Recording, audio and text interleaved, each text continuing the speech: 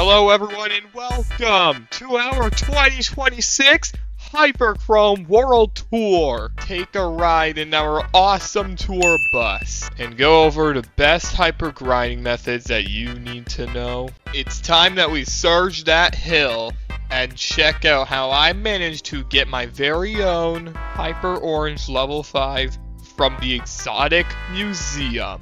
As always, get in your seats, ladies and gentlemen, because it's time to explore the museum.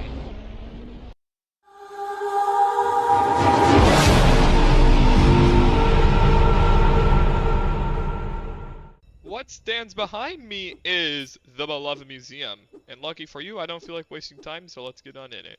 In order to enter the museum, obviously 2 people, dynamite, and go kaboom. Now, what's the fastest route for both exits? First off is the right exit or the dual exit. We start with the tube lantern, and then come do here.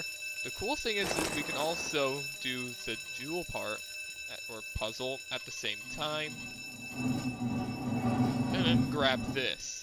For the left exit, we're going to want to come this way, grab 3 dinosaur bones, come this way and do the puzzle. The puzzle should end up like this. It's always going to end up like this. That's how it was since 2017.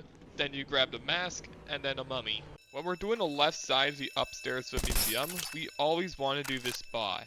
The main reason I love this part is because absolutely no one does it, so that's nice. The reason the pictures are not recommended is because you can only get up to 8, which does mean you're shooting planets down. Now let's talk about campers. All you gotta do is look at your mini-map and then find out what side you're on. And then, if you're on your side, go to the other side. Why won't you pull the damn lever?